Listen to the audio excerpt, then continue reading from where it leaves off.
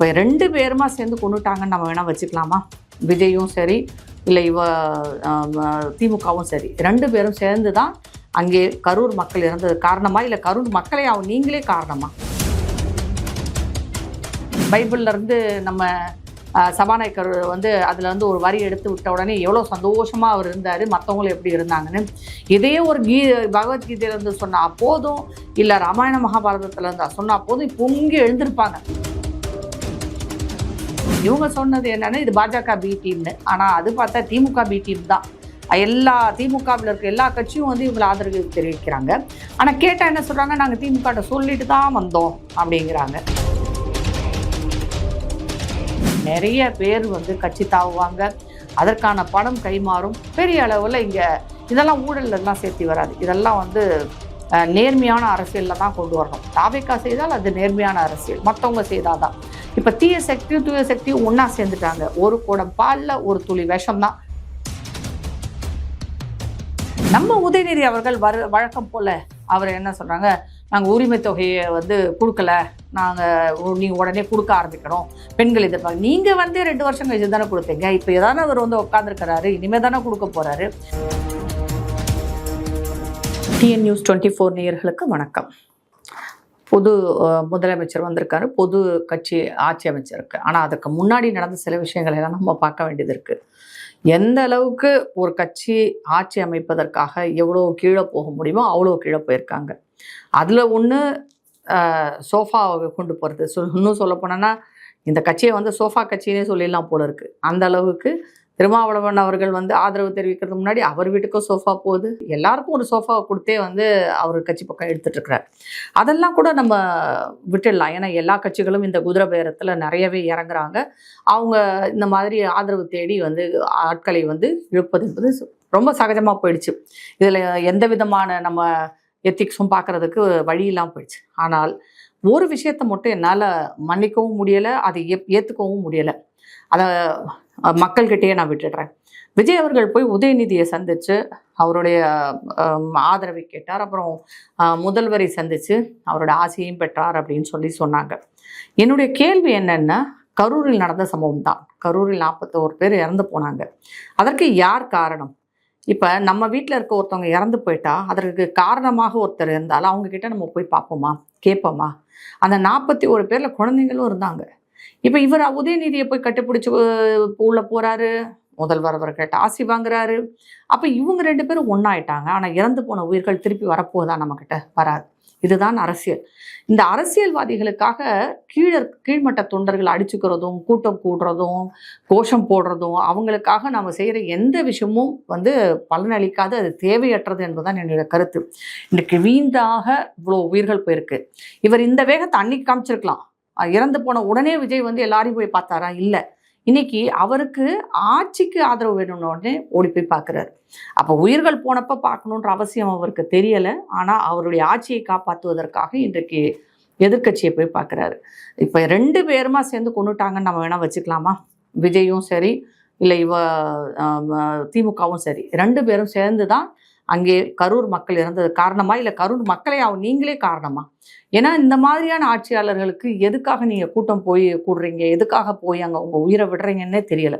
இன்றைக்கு அரசியல்வாதிகள்லாம் ஒன்றாயிடுவாங்க. அதுவும் தமிழகத்தை பொறுத்த வரைக்கும் நீங்கள் பார்த்தீங்கன்னா எல்லாமே ஷேரிங் அண்ட் கேரிங் தான். யார் ஆட்சிக்கு வந்தாலும் அவங்கவுங்க அது ஷேர் பண்ணிக்குவாங்க தங்களுக்கு வர்ற வருமானத்தை. அப்படி தான் நடந்துட்டுருக்கு. இனியும் அப்படி தான் நடக்க போது. அதில் பெரிய மாற்றம் ஒன்று வரப்போதில், இன்னும் அதிகமாக கூட நடக்கும். ஏன்னா இவர் முழு பலத்தோடு வராததுனால பல பேரை அனுசரித்துத்தான் போக வேண்டிய கட்டாயத்தில் இவர் இருக்கிறார். அதில் ஒரு விஷயம் நல்லாவே தெரிஞ்சுது. நாம் பார்த்துட்ருக்கோம், உதயநிதி அவர்களோட முதல் நாள் கண்டுபிடிச்சார, மறுநாள் இன்றைக்கு அவருடைய ஃப்ளோ டெஸ்ட்டில் உதயநிதி அவர்கள் பேசுகிறார். பேசும்போது என்ன சொல்கிறார் உதயநிதி? எல்லாத்தையும் பேசினார். ஆனால் இறுதியாக அவர் சொல்வது என்ன? இறுதியாக ஒரு கருத்தை கூறிவிட்டு அமர்கிறார். அதாவது சனாதனத்தை ஒழிப்போம், பிரிவினை விதைக்கும் சனாதனத்தை ஒழிப்போம்லாம் பேசியிருக்கிறார். இப்போ இதை சொல்ல வேண்டிய அவசியம் என்ன இருக்குது? அங்கே என்ன அது இந்து மத கூட்டம் நடக்குதா, இல்லை பிஜேபிக்கு எதிராக நீங்கள் பிரச்சாரம் பண்ணிட்டு இருக்கிறீங்களா? என்ன நடந்துட்டுருக்கு? அது ஒரு அசம்பிளி. அனைத்து தரப்பட்ட மக்களும், குறிப்பாக சொன்னால் அங்கே அதிகமாக இருப்பதும் சனாதனத்தை சேர்ந்தவர்கள் தான். அந்த இடத்துலையே போய் நீங்கள் சனாதனத்தை ஒழிப்போன்னு சொல்கிறீங்களே, நீங்கள் இப்படியும் சொல்லலாமே, இஸ்லாமிய தீவிரவாதத்தை ஒழிப்போம்னு அங்கே சொல்லலாமே, கிறிஸ்துவ தீவிரவாதத்தை ஒழிப்போம்னு சொல்லலாமே, கிறிஸ்துவ மதமாற்றத்தை ஒழிப்போம்னு சொல்லலாமே. அப்படியெல்லாம் இவங்க சொல்ல மாட்டாங்க. அப்படி சொல்லி இருந்தால் அங்கே நடந்திருக்கிற கதையே வேற. ஆனால் எப்பயும் போல இவங்க இந்துக்களுக்கு தான் இவங்களுக்கு கிள்ளுக்கிறையா போகும், அதவே பேசுகிறாங்க. ஆனால் ஒருத்தர் கூட அந்த அசம்பிளியில் அவரை கண்டித்து பேசவில்லை, கண்டிக்கவும் இல்லை.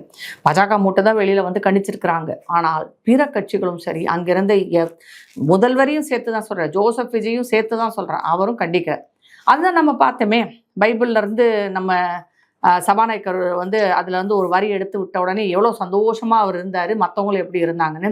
இதே ஒரு பகவத்கீதையிலேருந்து சொன்னால் போதும், இல்லை ராமாயண மகாபாரதத்தில் இருந்தால் சொன்னால் போதும், இப்போ இங்கே எழுந்திருப்பாங்க, இங்கேயும் சனாதனத்தை கொண்டு வராங்க அப்படின்னு சொல்லிட்டு.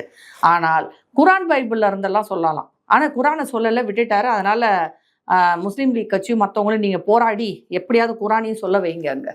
அது வந்து கடைசியில் பார்த்தீங்கன்னா இது என்னென்னா மதசார்பற்ற அரசு, மதசார்பற்ற கூட்டணி அப்படின்னு வேற பேரை சொல்லிக்குவாங்க.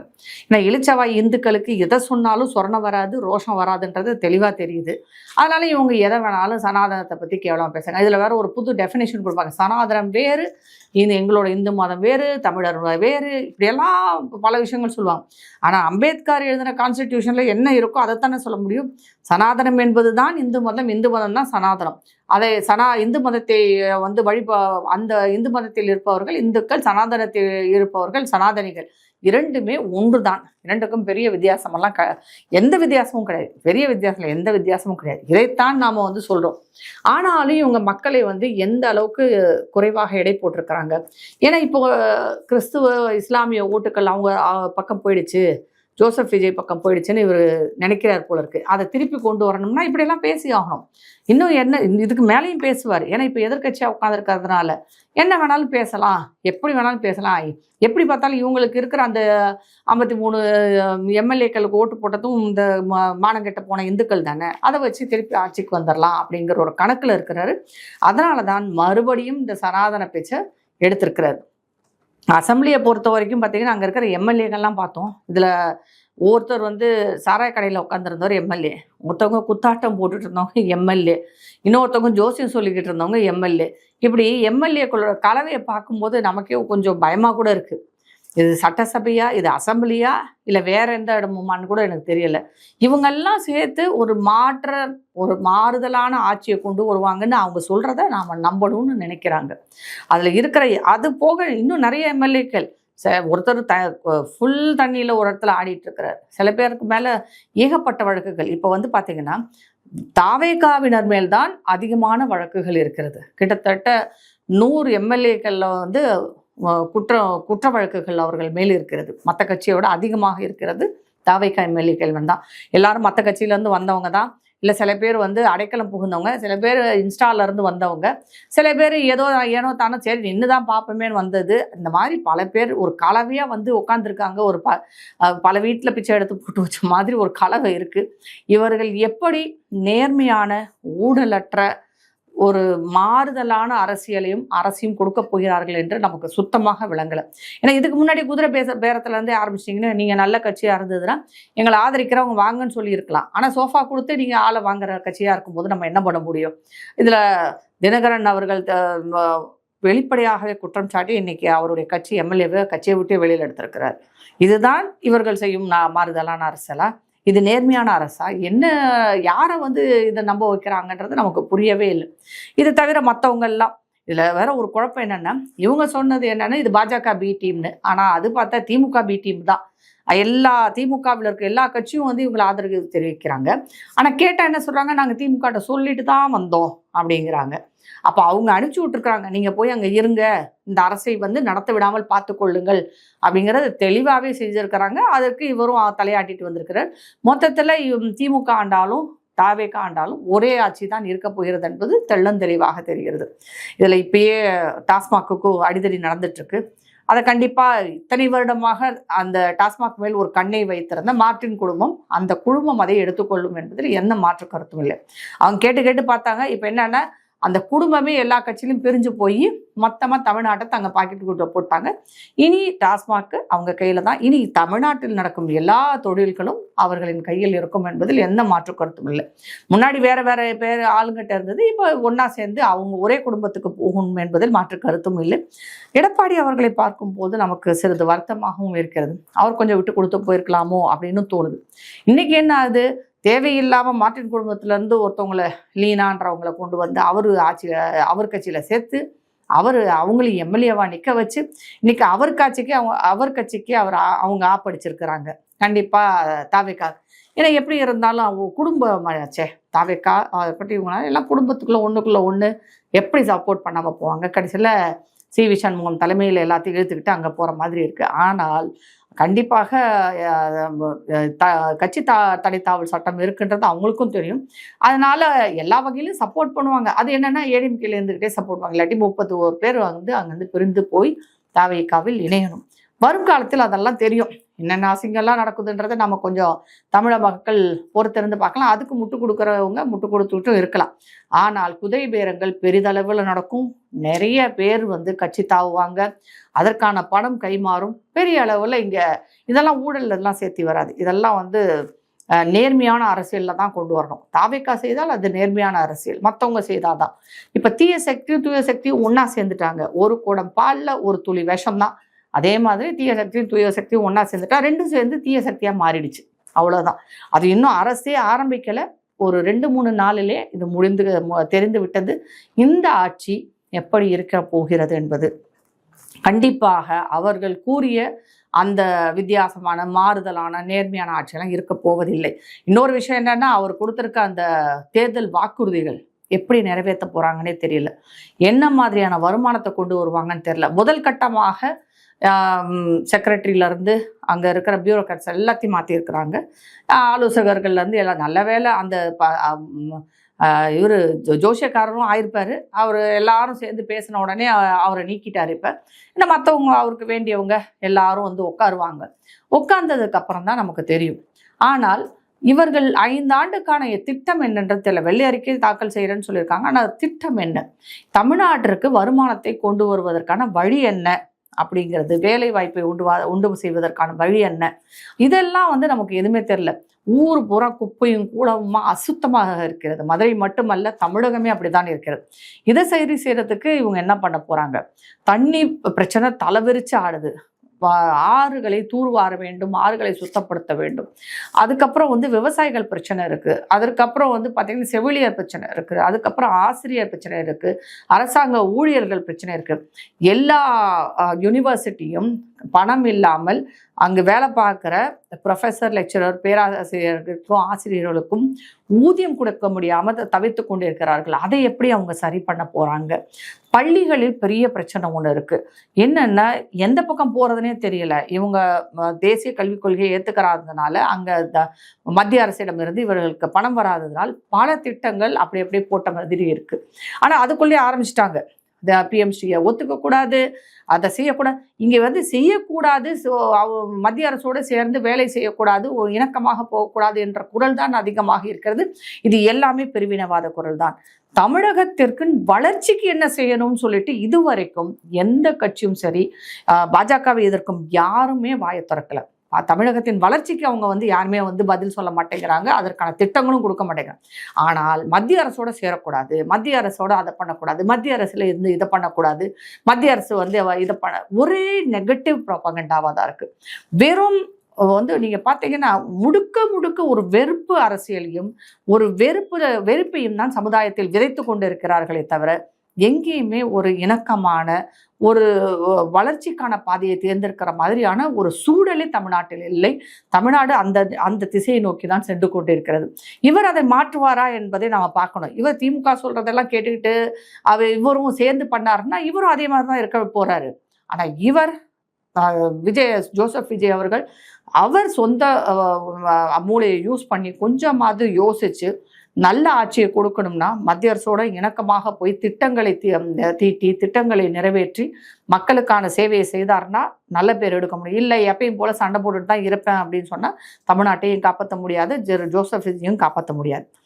அதுக்குள்ளே இப்போ என்ன ஆயிடுச்சு அப்படின்னு பார்த்தீங்கன்னா, நம்ம அசெம்பிளி ஆரம்பிக்கும் போதே என்ன பண்ணுறாங்க, பல பேர் பேசுகிறாங்க. அதில் நம்ம பிரேமலதா அவர்களும் வந்து சுட்டி காட்டியிருக்கிறாங்க, சில விஷயங்களை சுட்டி காட்டியிருக்கிறாங்க. அதில் அவங்க சுட்டி காட்டுனதில் ஒரு விஷயம், முக்கியமான விஷயம் வந்து இந்த ஜோசியரோட பதவியை பற்றி சுட்டி காட்டியிருக்காங்க. அது வரவேற்க தகுந்த விஷயம். மற்ற விஷயங்களை குதிரை பேரத்தை பற்றியெல்லாம் தைரியமாக சொல்லியிருக்கிறாங்க.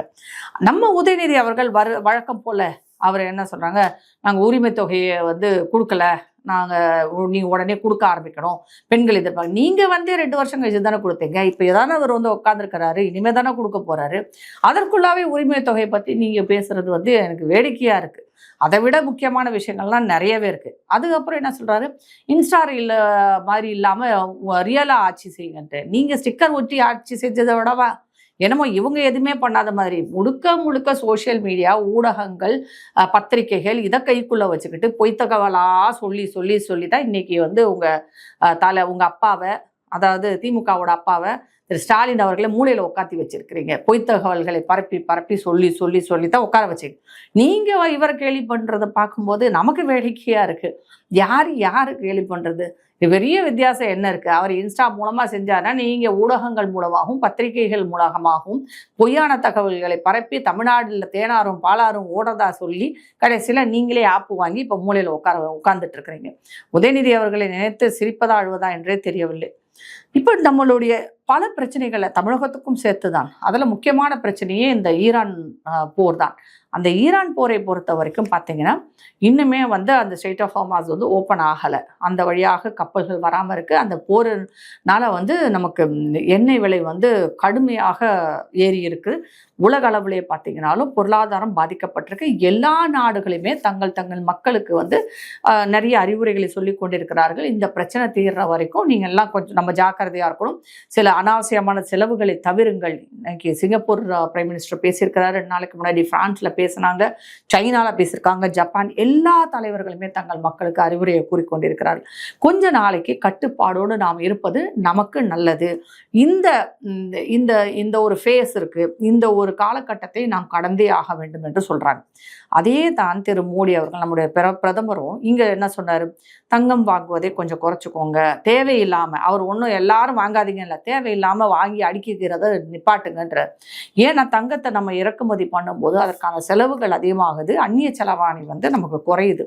அதுக்கு அடுத்து வந்து பார்த்தீங்கன்னா அவர் எண்ணெயை வந்து உபயோகிப்பது, அதற்கப்புறம் பெட்ரோல் உபயோகம், இதெல்லாத்தையும் சேர்த்து வீட்டிலேருந்து வேலை பார்க்கறதுக்கு முயற்சி செய்யுங்க அப்படின்னு எல்லாம் நிறைய அறிவுரைகள் கூறியிருக்கிறார். அவருமே தனக்கு பாதுகாப்பாக வரும் அந்த கார்களின் எண்ணிக்கையை பாதிக்க குறைச்சிட்டார். அது போக அவருமே வெளியே போகிற பல விஷயங்கள் எல்லாம் தவிர்த்திருக்கிறார். அவருடைய பாராளுமன்றத்திலும் சரி வீட்டிலும் சரி பல விஷயங்களை வந்து அவங்க தவிர்த்திருக்கிறாங்க. அது எல்லாமே வந்து ஒரு கட்டுப்பாட்டுக்குள்ளே கொண்டு வந்திருக்கிறாங்க. இதையே தான் மற்றவங்களே சொல்கிறாங்க. HCL இப்போ அனௌன்ஸ் பண்ணியிருக்காங்க, ஒர்க் ஃப்ரம் ஹோம், எல்லோரும் வீட்டிலேருந்து வேலை பாருங்கன்னு. நல்ல ஒரு விஷயம் தானே. கொஞ்ச நாளைக்கு இருக்கிறதுல என்ன தவறு இருக்க போகிறது? தங்கம் வாங்காமல் நம்மளால் வாழ முடியாத, சோறு இல்லைன்னால தான் வாழ முடியாது, ஆனால் தங்கம் இல்லாட்டியும் வாழ முடியாதுன்னு ஒரு கூட்டம் இங்கே வந்து அவருக்கு எதிராக புலம்பிட்டு இருக்கு. தங்கம் இல்லாட்டி என்னங்க, கல்யாணத்துக்கு நல்ல ஒரு விஷயம் தானே, இதை காரணம் காமிச்சே நீங்கள் வந்து டவுரி கொடுக்க முடியாதுன்னு சொல்லலாமே, நான் வாங்க மாட்டேன்னு சொல்லிட்டு. எல்லாருக்கும் வேலைக்கு சோறு கிடைக்குதா, தங்குறதுக்கு இடம் கிடைக்குதா, தண்ணி வருதா, குடிக்க தண்ணி வருதா, இதுதானே முக்கியம். இந்த அடிப்படை தேவைகள் இருந்தால் போதும், அனாவசிய தேவைகளை குறைத்து கொள்ளுங்கள் என்று சொன்ன உடனே என்னமோ நாட்டையே நாசமாக்கின மாதிரி ஒரு கூட்டம் சொல்லிட்டு இருக்கு.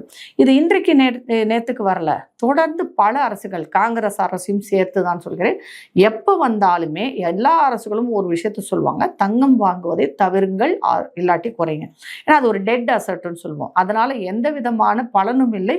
அதை வைத்து நம்ம எந்த வியாபாரமும் செய்ய முடியாது. நமக்கு வேணும்னா ஒரு சேஃப்டிக்கு வேணால் அதை வாங்கி உள்ளே வச்சுக்கலாம், வேணுன்ற போது வித்துக்கலாம்னு இருக்கலாமே தவிர அதை வச்சு ஒரு பொருளாதாரம் வந்து பெருசாகாது, பொருளாதார வளர்ச்சி இருக்காது. நீங்கள் வளர்ந்த நாடுகள் எல்லா நாடுகள்லையும் போனீங்கன்னு பார்த்தீங்கன்னா தெரியும், அமெரிக்காவோ இல்லை ஐரோப்பிய நாடுகளில், ஜப்பான் போன்ற நாடுகளில் தங்கத்தை வந்து அவங்க சேர்த்து வைக்க மாட்டாங்க, தங்கத்தை அள்ளி போட்டுக்கிட்டும் வரமாட்டாங்க யாருமே. இந்தியாவில் மட்டும்தான் அந்த பழக்கம் இருக்குது, மற்ற நாடுகளில் கிடையாது. அவங்க வந்து இன்வெஸ்ட் பண்ணுறது எல்லாமே வேறு வகையான பொருளாதார முதலீட்டுகளில் தான் இருக்கும். அதில் அப்போ தான் அந்த வருமானம் வந்து அந்த நாட்டுக்குள்ளேயே சுற்றிட்டு இருக்கும். அதை விட்டுட்டு ஒரு பொருளை வாங்கி உள்ளே வச்சு காப்பாற்றிக்கிட்டே இருக்கிறதுனால ஒரு நாடு முன்னேற முடியாது. அதைத்தான் அவர் சுட்டி காமிச்சார். அதுக்கு கூட வந்து இங்கே யாரும் ஒத்துக்க மாட்டேங்கிறாங்கன்னா நம்மளெல்லாம் பெரிய முட்டாள்னே நினச்சிட்டாங்க. இந்த தகவல் தொழில்நுட்ப காலத்தில் யாரும் ஏமாற்ற முடியாது. தங்கம் ஏன் வாங்கக்கூடாது, இந்த மாதிரி அவர் சொன்ன அட்வைஸ்லாம் எதுக்கு என்பது எல்லாருக்கும் புரியும். இருந்தாலும் வெறுப்பை கக்குவதற்கும் விஷத்தை கொண்டு வந்து கொட்டுவதற்குமே ஒரு கூட்டம் அலைஞ்சிட்டு இருக்கு. அந்த கூட்டம் வெற்றி பெற முடியாது.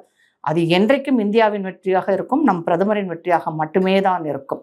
நன்றி.